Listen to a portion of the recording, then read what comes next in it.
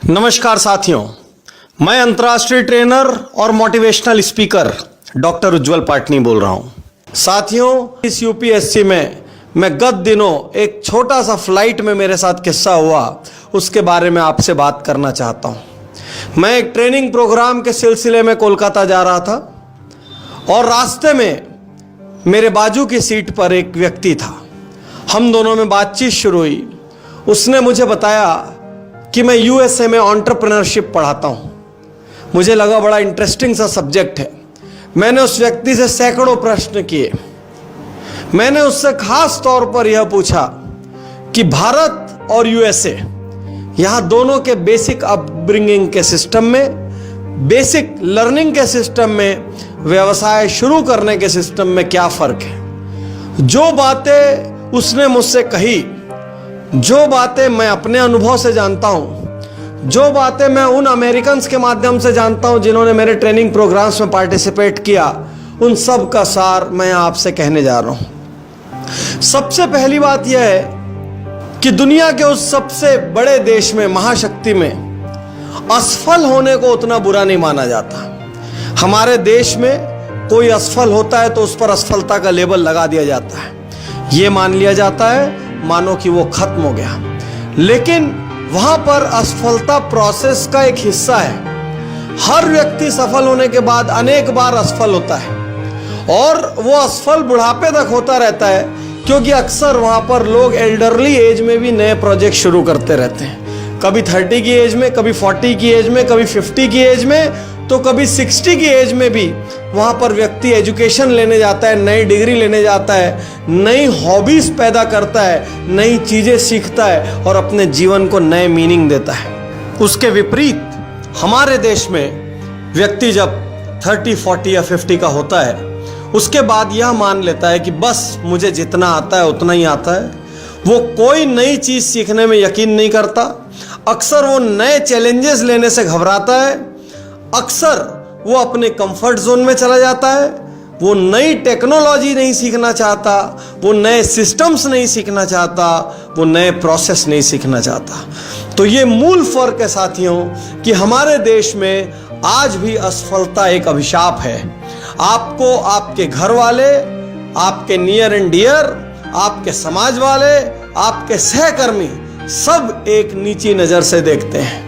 हमको यदि अपने देश को असाधारण तरक्की के रास्ते पर ले जाना हो, हमको यदि खुद को असाधारण तरक्की के रास्ते पर ले जाना हो, तो सबसे पहले हमको असफलता को स्वीकार करना होगा। हमको यह मानना होगा कि असफल होना हमारा जन्म सिद्ध अधिकार है।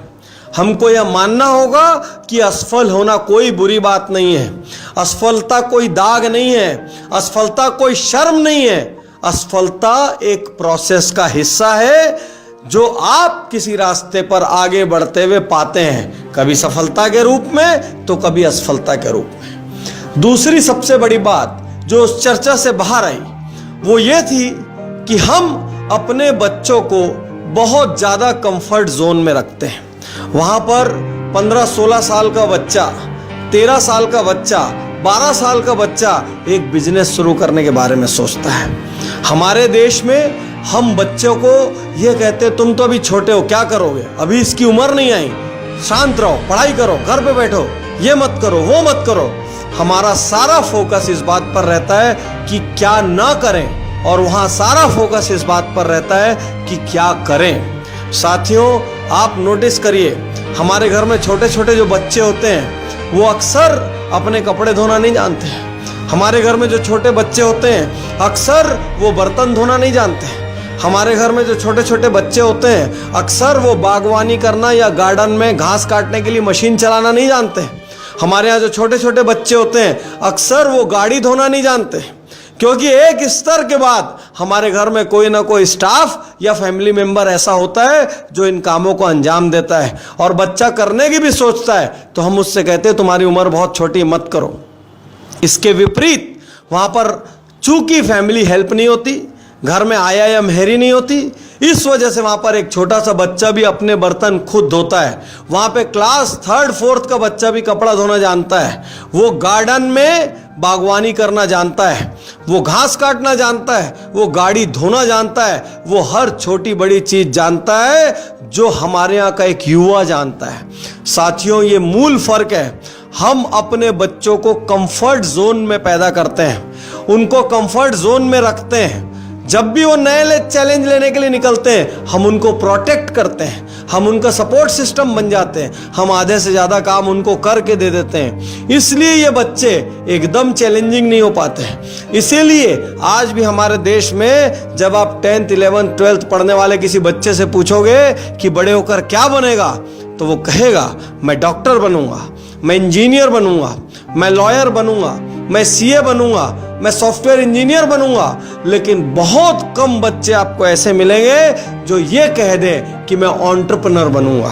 बहुत कम बच्चे ऐसे मिलेंगे जो ये कह दें मैं बिजनेसमैन बनूंगा, क्योंकि हमारे यहाँ बिजनेसमैन बनूंगा ये कहना भी हल्का माना जाता है। कैसा देश है जो बिजनेसमैन सैकड़ों हजारों लोगों को एम्प्लॉय करता है, वो बनने की बात कहना हमारे घरों में गलत माना जाता है। तो हमको थोड़ा सा अपनी सोच में परिवर्तन लाना पड़ेगा। हमको हमारे देश में उन महान देशों की तरह, महाशक्तियों की तरह एंटरप्रेन्योरशिप के कल्चर को लाना पड़ेगा। भारतीय बहुत मेहनती हैं, भारतीय सब कुछ कर सकते हैं। हमारी ताकत हमारा इमोशन है, हमारी ताकत हमारा फैमिली सिस्टम है, हमारी ताकत हमारा इतिहास है, हमारा आयुर्वेद है, हमारा योग है। बहुत सारी चीज हमारे पास ताकत के रूप में है, लेकिन हम अपनी ताकत को सेल नहीं कर पा रहे हैं क्योंकि बेसिकली हमारे बच्चों में एंटरप्रेन्योरशिप स्किल नहीं है। इसीलिए आज भी भारत के सैकड़ों हजारों ब्रिलियंट इंजीनियर्स अमेरिका की सिलिकॉन वैली में काम कर रहे हैं। आज भी हम उंगलियों पे तो नाम गिनते हैं, ये 10 नाम, ये 20 नाम, ये 30 नाम, ये 40 नाम, लेकिन उन नामों में से भी 80% लोगों ने अपना कैरियर वहां से शुरू किया है। साथियों, मैं कहना चाहता हूं, हमको अपने बच्चों को छोटे छोटे काम खुद करना सिखाना चाहिए। हमको अपने बच्चों को घर के काम, बाहर के काम, खुद के काम, ये सारे काम खुद करना सिखाना चाहिए। आश्चर्य की बात ये होती है, हमारे देश में क्लास 10th 11th 12th तक में भी बच्चे बैंक नहीं जाते हैं। उनको ये नहीं मालूम कि चेक कहां से कटता है, उनको ये नहीं मालूम कि DD कैसे बनता है, उनको ये नहीं मालूम कि NEFT क्या होता है, RTGS क्या होता है, क्योंकि उनको मौका ही नहीं पड़ता। घर वाले तुरंत सुरक्षा कवच के रूप में खड़े हो जाते हैं। मैं आपसे कहना चाहता हूं, एंटरप्रेन्योरशिप एक असाधारण गुण है। किसी का स्टाफ बनने की जगह मालिक बनने की सोचिए। किसी का स्टाफ बनकर अच्छी सैलरी पाने की जगह सैकड़ों स्टाफ को अपने नीचे रखकर अच्छी सैलरी देने की सोचिए। तीसरी और सबसे महत्वपूर्ण बात, जो फर्क उस व्यक्ति ने मुझे बताया, वो फर्क यह है कि हमारा स्कूली शिक्षा सिस्टम लीक से बाहर सोचने की इजाजत नहीं देता। आज भी क्लास में टीचर्स उसी बच्चे को नंबर देते हैं जो टीचर के बताए हुए आंसर को हूबहू लिखता है। आज भी हमारे स्कूल और कॉलेज में प्रोफेसर्स उसी स्टूडेंट को नंबर देते हैं जो बुक में लिखे हुए आंसर्स को हूबहू लिखता है। यदि वो बच्चा जरा भी अपना दिमाग चलाता है, जरा भी आउट ऑफ द वे जाना चाहता है, जरा भी लीक से हटकर जवाब देता है, तो वो ये मानते हैं कि इसको कुछ नहीं आता। कई बार वो ईगो पे भी ले लेते हैं, कई बार वो ये सोचने लगते हैं कि ये बच्चा ज्यादा होशियार बन रहा है। साथियों, हमारे देश में लर्निंग बढ़ाई नहीं जा रही है, लर्निंग को किल किया जा रहा है। हमारे देश में क्रिएटिविटी को बढ़ाया नहीं जा रहा है। ये हमारा सड़ा गला स्कूली सिस्टम उस क्रिएटिविटी को किल कर रहा है। हमको हमारे बच्चों को लीक से हटकर उत्तर देना सिखाना चाहिए। हमको हमारे बच्चों को लीक से हटकर प्रोजेक्ट करना सिखाना चाहिए। हमको हमारे बच्चों को छोटी उम्र में पैसा क्या होता है ये सिखाना चाहिए। छोटी उम्र में पैसा कैसे अर्न किया जाता है ये सिखाना चाहिए। छोटी उम्र में अपने काम खुद कैसे किए जाते हैं ये सिखाना चाहिए। छोटी उम्र में बड़े सपने कैसे देखना चाहिए ये सिखाना चाहिए। आप अपने बच्चों को किसी की फोटोकॉपी मत बनाइए, उनको ओरिजिनल रखिए, उनको सिखाइए कोई भी काम बड़ा या छोटा नहीं होता, कोई भी काम बुरा या भला नहीं होता। दुनिया में किसी कंपनी का जीएम बनने का सपना, एजीएम बनने का सपना, डीजीएम बनने का सपना देखने के साथ साथ बच्चे को किसी कंपनी का मालिक बनने का सपना भी देखना सिखाइए, तब जाकर हमारा देश एक महाशक्ति बनेगा। मैं कहना चाहता हूं, हमको हमारे घरों से इस सोच में परिवर्तन लाना होगा। अपने बच्चों को कंफर्ट जोन से बाहर निकालना होगा, खुद को कंफर्ट जोन से बाहर निकालना होगा, खुद भी जिम्मेदारी लेनी पड़ेगी, उन पर भी जिम्मेदारी देनी पड़ेगी। तब हमारे देश से भी बड़ी कंपनियां निकलेगी, एमएनसीज निकलेंगी, जो दुनिया के कोने कोने तक पहुंचेगी और दुनिया पर राज करेगी। लेकिन इस राज करने की शुरुआत हमारे अपने घर से होगी।